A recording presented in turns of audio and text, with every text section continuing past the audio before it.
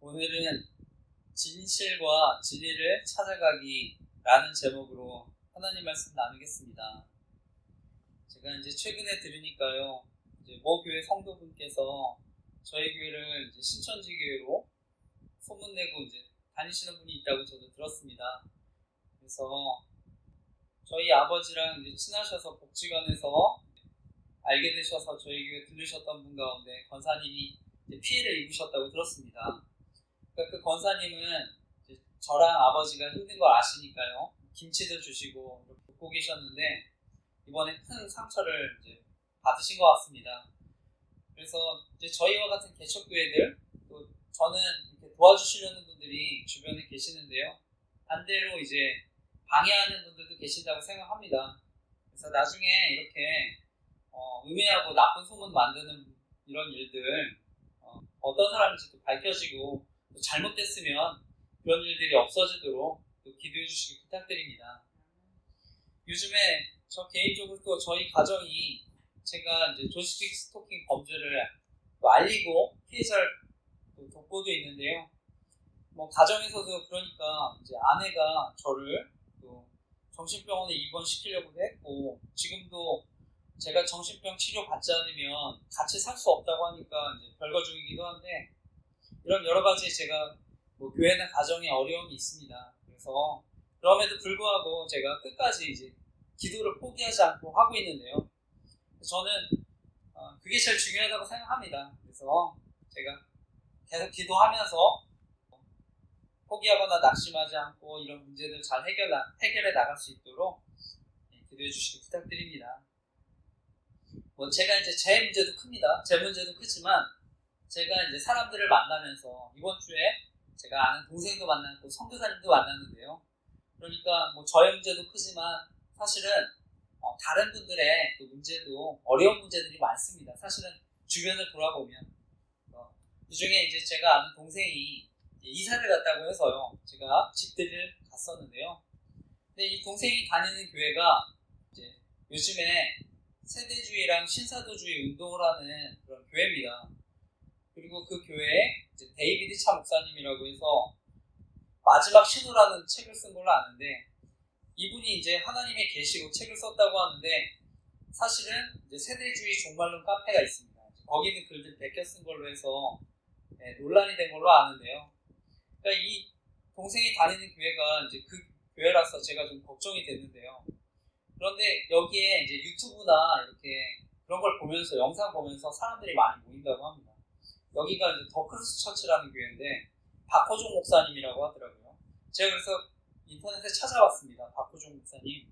그러니까 그 목사님이 과거에 신사도 운동을 했고 지금은 관계가 없다고 이렇게 했다고 하더라고요.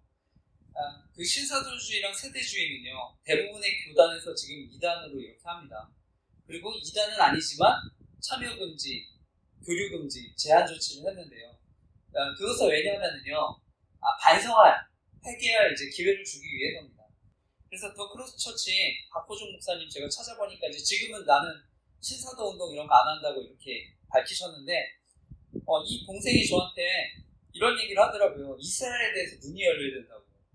그래서 어떤 목사님이 이스라엘에 대해서 눈이 열리기까지 사모님은 30년 동안 이렇게 기도했다고 하면서 저에게 이스라엘에 대해서 눈이 열려야 된다고 얘기하니까 제가 그 동생한테 이스라엘이 중요한 게 아니라 우리가 영적 이스라엘이니까 그냥 이스라엘을 지나치게 강조하는 걸 네가 좀 조심해야 된다 이렇게 얘기했습니다. 그러니까 이 친구는 제가 믿는 게 대체 신학이라고 얘기하더라고요.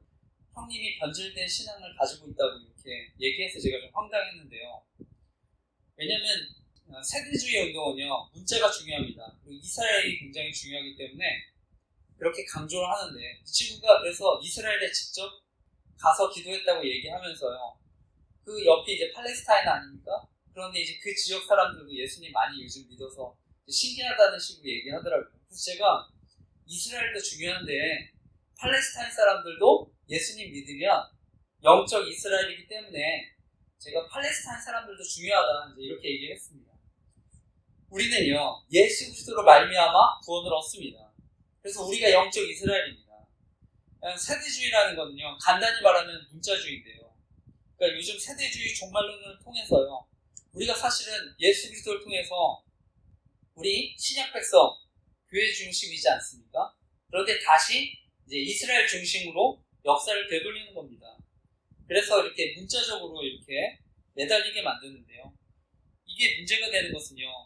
이스라엘을 위한 하나님의 계획, 또 교회를 위한 하나님의 계획을 이렇게 구분하게 만듭니다. 그래서 지금도요. 이스라엘의 복음을 전파해야 돼서 예루살렘을 다시 하나님의 땅으로 돌려드리면 마치 이제 예수님이 빨리 재림한다는 것처럼 이렇게 백투 예루살렘, 이스라엘 회복 이렇게 강조하는데요. 이것은요. 예수님이 땅 끝으로 가라 이런 선교의 명령을 변질시킨 겁니다. 그래서 이스라엘과 예루살렘이 복음이 전파되면 이 역사가 끝나는 것처럼 이렇게 강조하지만 예수님 성경은요. 모든 민족에게 복음이 증거될 때 예수님이 오신다고 말씀합니다. 그러니까 이런 식의 어떤 일부를 가지고요. 성경에 나오는 내용 가지고 마치 엄청나게 중요한 것처럼 확대해서 잘못된 이렇게 성경운동, 영성운동을 이끄는데요. 저는 이것이 복음을 가리는 그러니까 이단이 될 수 있다고 생각합니다. 우리를 구원하신 예수 그리스도의 십자가의 그 구원하신 은혜 이것을 가릴 수 있기 때문에요. 조심하셨으면 좋겠습니다. 그래서 이런 세대주의 신앙 같은 경우는요. 어떤 특정한 성경 구절 이제 이런 거를 강조하는데요.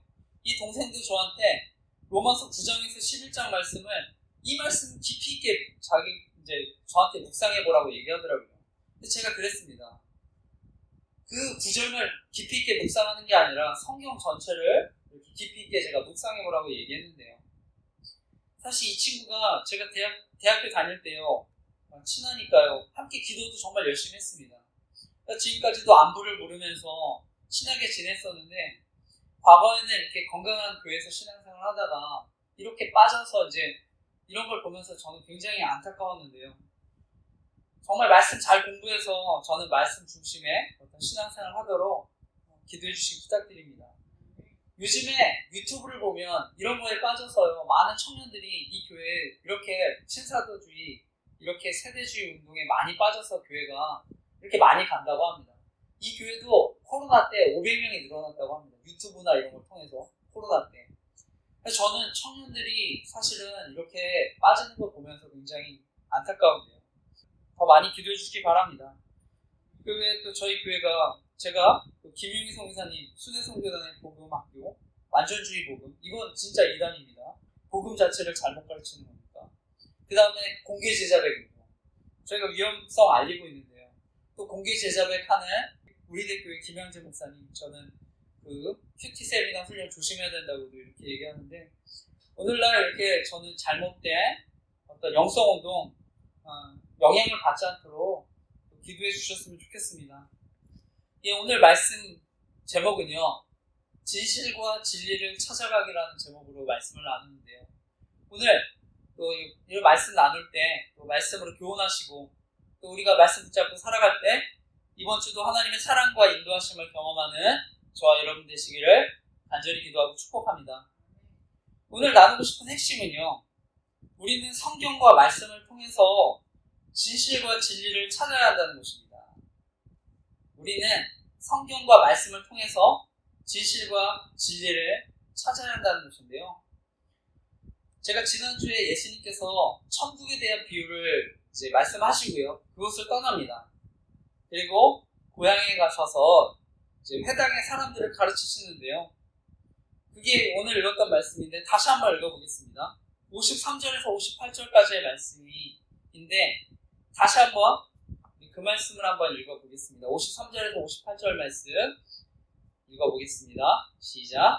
예수께서 이 모든 비유를 마치신 후에 그곳을 떠나서 고향으로 돌아가사 그들의 회당에서 가르치시니 그들이 놀라 이르되 이 사람의 이 지혜와 이런 능력이 어디서 났느냐? 이는 그 목수의 아들이 아니냐? 그 어머니는 마리아, 그 형제들은 야고보, 요셉, 시몬, 유다라 하지 않느냐? 그 누이들은 다 우리와 함께 있지 아니하냐? 그런즉 이 사람의 이 모든 것이 어디서 났느냐 하고 예수를 대척한지라. 예수께서 그들에게 말씀하시되 선지자가 자기 고향과 자기 집 외에는 존경을 받지 않음이 없느니라 하시고 그들이 믿지 않음으로 말미암아 거기서 많은 능력을 행하지 아니하시니라. 아멘.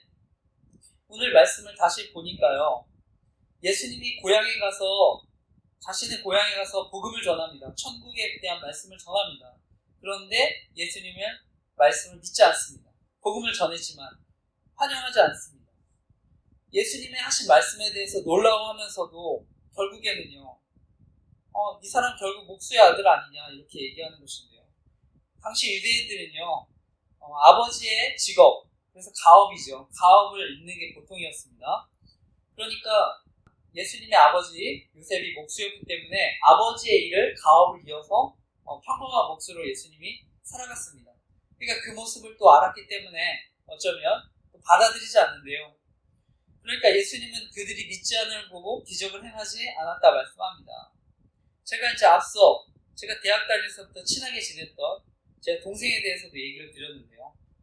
정말 서로 기도하면서 대학교 때 열심히 이렇게 서로 의지도 하고 했었는데 최근에 이렇게 신사도주의나 세대주의 운동에 이렇게 빠져있는 걸 보면서 저는요 정말 진심 어린 조언을 했습니다. 그러니까 이 동생이 저에 대해서 오랫동안 잘 알고 있어도 제가 전하는 이야기를 듣지 않는 겁니다. 그러니까 제가 너무 안타까웠는데요. 그러면서 오히려 자신의 교회가 요즘 청년들이 많이 모이고 있다고 이렇게 자랑을 했는데요. 그래서 코로나 때 500명이나 부흥했다고 이렇게 얘기하면서요.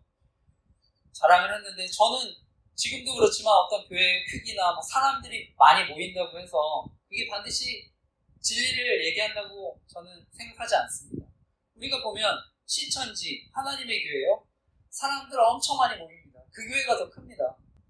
그러니까 물론 제가 여러모로 저는 부족한 목사입니다. 제가 여러모로 부족한 목사인데 근데 저는 그럼에도 불구하고요. 저는 교회 규모나 크기랑 상관없이 하나님이 저에게 부르신 사명이 있다고 저는 믿습니다. 그래서 하나님이 또 주안의 교회를 저는 세우셨다고 믿습니다. 그렇기 때문에요. 저는 지금 행복하고요. 저는 꿈을 이루었다고 생각합니다. 하나님이 저에게 사명을 맡기셔서 저는 또 목회자로 그냥 불러주셨다는 것만으로 저는 감사한데요. 그리고 무엇보다 아버지가 저랑 같이 신앙생활을 할 수 있어서 너무 저는 그게 감사합니다.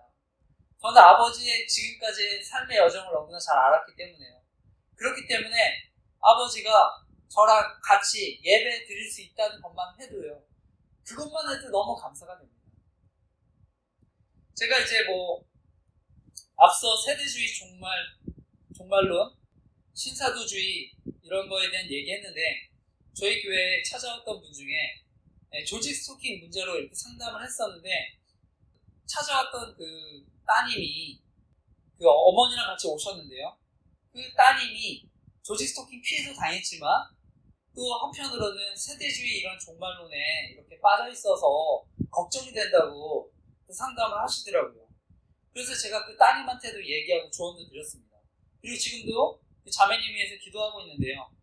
그러니까 이 세대주의 종말론 이렇게 가르침 받은 게 뭐냐면요. 요즘 말세니까 어떤 물질적인 표시 있지 않습니까? 666이라고 해서 과거에는 컴퓨터가 666이었고요. 바코드라고 주장하는 것도 있었고 지금은 백신이라고 이렇게 666이라고 있더라고요. 그래서 결국 이런 것들이 이제 시대가 변해도 계속해서 반복되고 있는데요.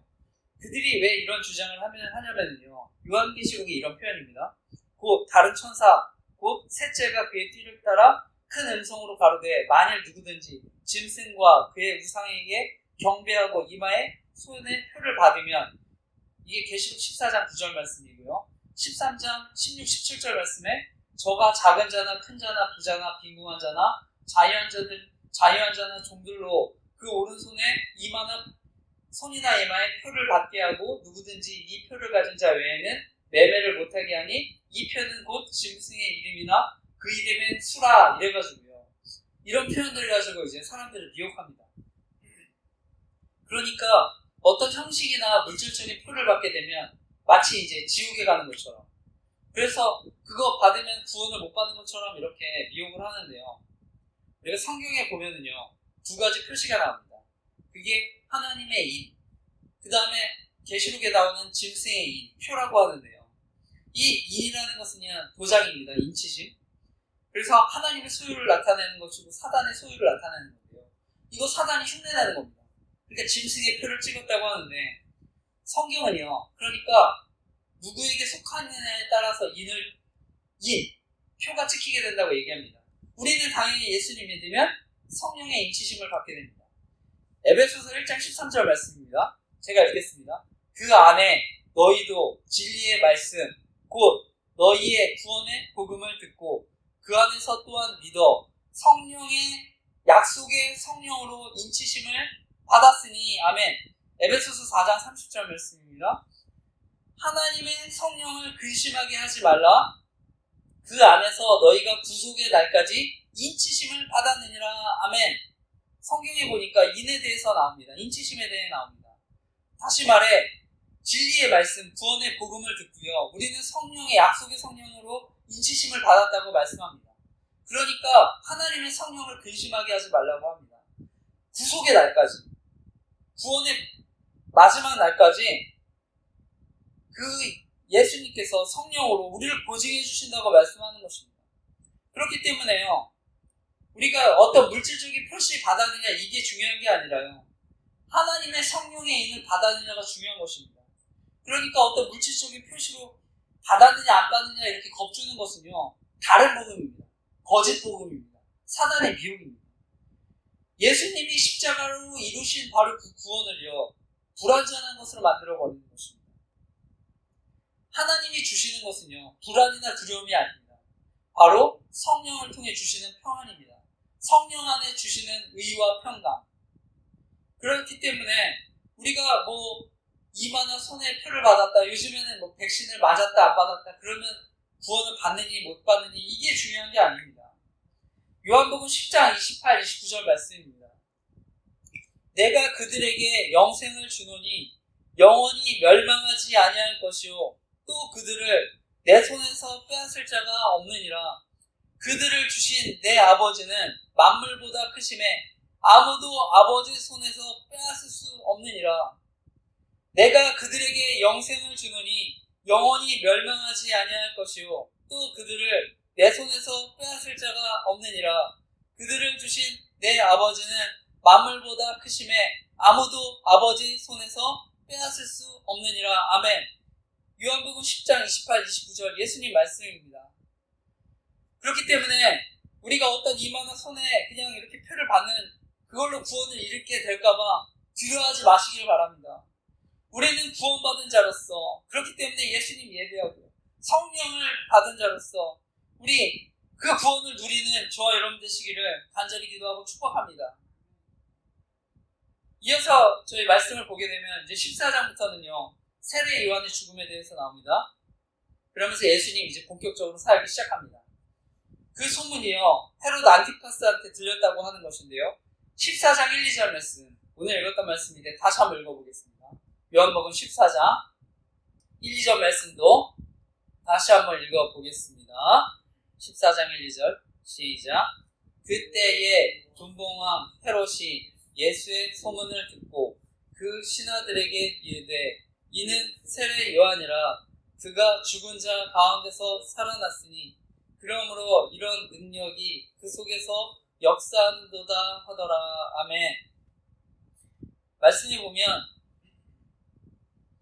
예수님의 사역이 이스라엘 전체로 이제 알려지기 시작했다고 말합니다. 여기서 분봉왕 헤롯이 등장하는데요. 그가 이제 세례 요한이 살아왔다는 두려움이 휩싸입니다. 예수님이 행하시는 그 기적을 듣게 되면서요. 마치 이제 예수님을 세례 요한이 환생한 것처럼 이렇게 느끼는 것이죠. 오늘 본문에 등장하는 그 헤롯 안디바인데요. 역사적으로 헤롯 안티파스라고도 알려진 인물입니다. 근데 우리가 성경을 통해서 제일 많이 알려진 헤롯은요. 예수님 그 죽일 때 헤롯이죠. 그 사람하고 다른 사람입니다. 그 사람은 이 헤롯의 아버지입니다. 그 아버지. 그래서 대헤롯이라고 알려진 인물이고요.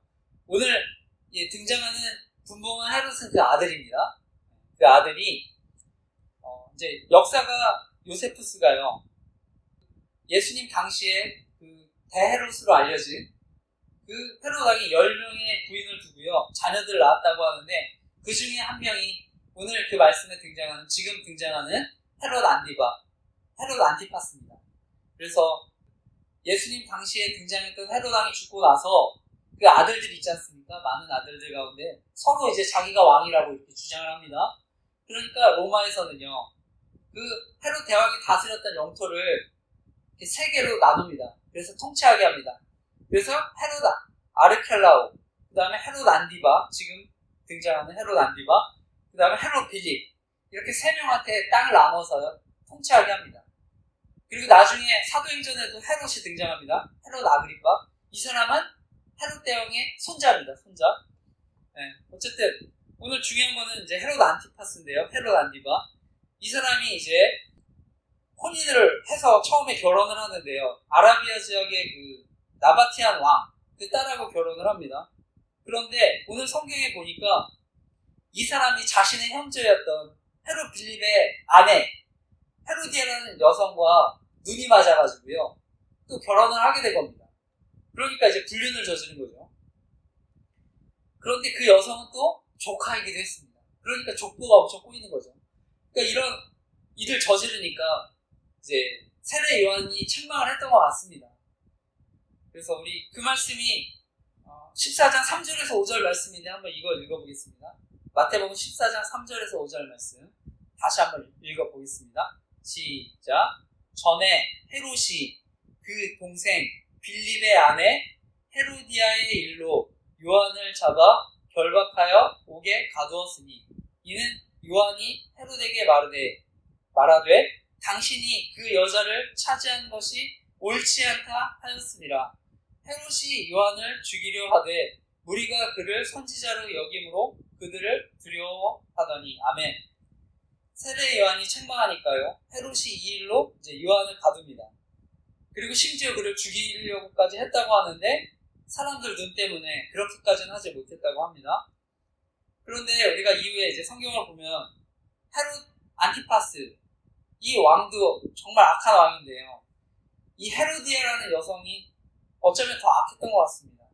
제가 마가복음 6장 19절에 보니까요, 이 헤로디아의 말입니다. 헤로디아가 요한을 원수로 여겨 죽이고자 했을 때 하지 못했다. 똑같이 기록되어 있습니다.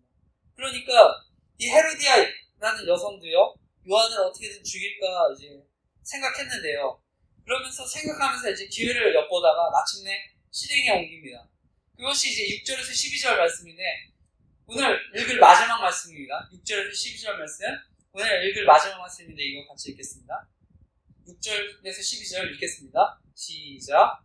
마침 헤롯의 생일이 되어 헤로디아의 딸이 연석 가운데서 춤을 추어 헤롯을 기쁘게 하니, 헤롯이 맹세로 그에게 무엇이든지 달라는 대로 주겠다고 약속하거늘 그가 제 어머니의 시킴을 듣고 이르되 세례 요한의 머리를 소반에 얹어 여기서 내게 주소서 하니, 왕이 근심하나 자기가 맹세한 것과 그 함께 앉은 사람들 때문에 주라 명하고 그 사람을 보내어 옥에서 요한의 목을 베어 그 머리를 소반에 얹어서 그 소녀에게 주니, 그가 자기 어머니에게로 가져가니라.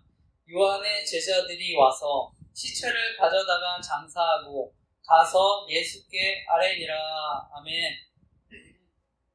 말씀해 보니까 헤롯이 이제 헤롯의 생일에 자신의 생일 축하하기 위해 연회를 베풀게 되는데요. 이때 그 헤로디아라는 여성이요, 자신의 딸을 이용해서 결국 세례 요한을 죽이게 됩니다. 바로 살로메라고 하는 딸인데요. 네, 춤을 추게 하면서 환심을 사죠. 근데 그 딸은 또 친딸은 아닙니다. 헤롯의 친딸은 아니고 앞서 얘기했던 자신의 이복 형제였던 빌립, 먼저 헤로디아랑 결혼을 했었던 그 빌립의 딸입니다. 어쨌든 그 딸이 춤을 추니까 이제 기분이 좋아서 많은 고관 대작들이 모였지 않겠습니까? 그러니까 그때 경솔하게 맹세를 합니다. 내가 무엇이든지 달라는 대로 주겠다, 이렇게 얘기하는데요. 그때 헤로디아가 이때를 이용해서 살로메한테 세례 요한의 목을 베서 담아달라는 소반에 담아달라는 그런 무리한 요구를 결국 합니다. 이때 그 살로메가 아마 10대 소녀였을 거라고 하는데요. 이 10대 소녀가 살인의 목을 요구한 겁니다. 그러니까 헤롯은요, 정말 꿈에도 그런 생각을 못한 거죠. 누가 끔찍하게 목을 달라고 하겠습니까?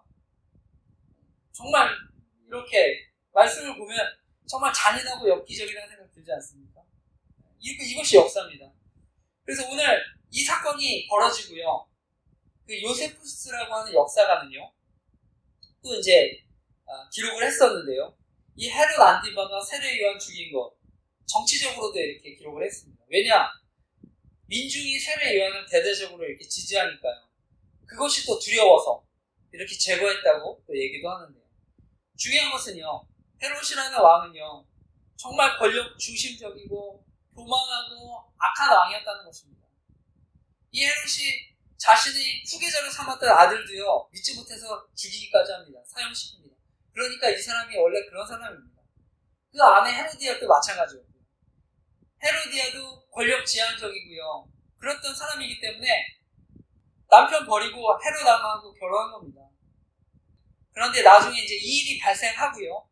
결국에 어떤 일이 벌어지냐면요. 이 헤롯 안디바의 본처가 있지 않았겠습니까? 그 본처가 본국으로 돌아가고요. 그 아라비아 나바티아 왕이 이것을 알고 침략을 합니다. 두 나라 간의 전쟁이 벌어집니다. 이 전쟁에서 안티파스가 참패합니다. 그리고 점차 쇠락하게 되는데, 그러니까 요세푸스 역사가가요, 이 세례 요한을 죽인 직후였기 때문에 어쩌면 이것이 하나님의 심판이었다고도 얘기합니다. 근데 재밌는 것은요, 이 헤롯이 헤로디아 말을 잘 듣지 않았습니까? 근데 그 헤로디아 말을 듣고 또 망하게 됩니다. 왜 그러냐면 그 이후에 이 아그리파 1세라는, 제가 헤롯의 손자라고 했지 않습니까? 바로 헤로디아의 동생입니다. 그 누나고요. 그 헤로디아는 이 아그리파 1세가 황제랑 친해가지고요, 유대 북쪽의 왕이 됩니다. 그러니까 헤로디아가 권력에 욕심이 생기니까요, 자기 남편 헤롯 안티파스한테 당신 겨우 분봉왕 되지 말고 당신도 황제한테, 로마 황제한테 가서 왕이 되게 해달라고 좀 얘기 좀 해라, 이렇게 얘기합니다. 그러니까 헤롯 안티파스가요, 이 헤로디아 말을 듣고요, 황제를 찾아가는데요. 그 황제는요, 이 안티파스가 반란을 일으킨다고 생각을 해서 오히려 이 헤롯 안티파스를요, 유배를 보냅니다. 유배를. 결국 쫓겨나서 권력에서 완전히 이렇게 배제돼 버리는데, 우리가 이런 실제적인 역사를 또 제가 나눴는데, 우리가 이것을 보면은요, 돈이라는 거, 권력이라는 게 끝이 없습니다. 그리고 결국 종국에 가면은요, 개인도 망하지만 나라, 가정 다 혼란을 겪고 멸망하게 되는 겁니다. 몰락하게 되는 것입니다. 저는 이게 오늘날에도 일어난다고 생각합니다. 결국 부자, 권력을 잡은 사람들은요, 끊임없이 욕심을 부리게 되고요, 점점점 이렇게 나라도 어려워지고 이런 것들 봅니다. 저는 정치에 대해서 잘 모릅니다. 근데 우리가 잘 보지 않습니까? 여당과 야당 서로 어떻게든 권력을 차지하기 위해서는 막 이념을 끌어들이지 않습니까? 그래서 어떻게든 대립시키고 무조건, 그래서 권력을 차지하기 위해서 갈등을 계속해서 일으키게 합니다. 이념에 사로잡히면은요, 사람들, 저는 진실, 진리 중요하지 않다고 생각합니다. 그냥 오로지 네 편이나 내 편이냐, 진실, 진리랑은 상관없습니다. 국민들 상관없습니다. 국민들이 그것 때문에 힘들건 말건 상관없습니다. 그냥 무조건 권력을 잡기 위해서 이념을 끌어들입니다. 요즘에 홍범도 장군에 대한 논란도 많죠. 그러니까 육사 교정에 있는 홍범도 장군 철거해야 되느니 마느니 얘기들이 많은데, 그냥 무조건 여기가 좌파냐 우파냐, 사람들이 저는 상관없다 생각합니다. 그냥 무조건 내 편, 네 편 끌어들인다고 저는 생각합니다. 이런 극단적인 그냥 논리로서 사람들 무조건 끌어들여서, 저는 그게 권력이라고 생각하고 정말 악하다고 생각합니다. 그렇게 되면 결국 우리나라 계속 분열이 일어나고 저는 어려워진다 생각합니다. 그리고 오늘 성경의 교훈처럼요, 결국 가정이든 다 나라든 혼란스러워지고 어려워진다고 생각합니다. 근데 우리가 이런 모든 대우를 보면은요, 결국에 기준이 저는 잘못됐기 때문이라고 생각합니다. 그냥 돈과 권력이 기준이 되니까 어떻게 해서든 이념을 끌어들여서 싸우게 만들고, 그렇죠? 기준이 잘못됐기 때문에. 북유럽에 이제 대항해 시대가 있었는데요. 그때 배를 타고 이렇게 무역을 하던 사람들 기준점이 북극성이었다고 합니다. 항해를 하기 위해서.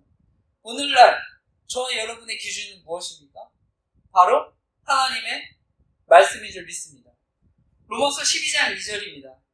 너희는 이 세대를 본받지 말고 오직 마음을 새롭게 함으로 변화를 받아 하나님의 선하시고 기뻐하시고 온전하신 뜻이 무엇인지 분별하도록 하라. 너희는 이 세대를 본받지 말고 오직 마음을 새롭게 함으로 변화를 받아 하나님의 선하시고 기뻐하시고 온전하신 뜻이 무엇인지 분별하도록 하라. 아멘. 성경은요, 기준이 있다고 말씀합니다. 변하지 않는 진리. 우리가 이런 변화되는 시대 가운데 우리가 기준이 되고 혼란스러운 상황 가운데 우리를 인도하는 가장 최고의 교훈은 말씀인 줄 믿습니다. 우리가 이렇게 살아가다 보면 정말 흔들릴 때가 많죠. 방해받기도 하고 우리 마음 혼란스럽기도 하죠. 교회 안에 제가 얘기한 대로 신사도주의, 세대주의, 정말로 이런 것들이 너무나 넘쳐나는데요. 성경은 말씀합니다. 이르시되 때와 시기는 아버지께서 자기의 권한에 두셨으니 너희가 알 바 아니요 말씀하십니다. 예수님은 언제든 오실 수 있습니다. 그래서 이 세상에 온갖 정말 두렵게 하는 것들, 세대주의, 신사도주의 이런 것들 판을 치는데요. 중요한 건 하나님께서 정말 우리에게 부르신 목적에 따라서 우리의 사명을 그냥 하루하루 잘 감당해 나가는 저와 여러분 되시기를 간절히 기도하고 축복합니다. 무엇보다 이번 한 주도 어려운 상황이 있을 수 있습니다. 그럴 때도 말씀 붙잡고 그냥 하나님께서 나를 통해 이루실 일들을 기대하면서 이번 한 주도 넉넉히 이기며 살아가는 저와 여러분 되시기를 간절히 기도하고 축복합니다. 아멘.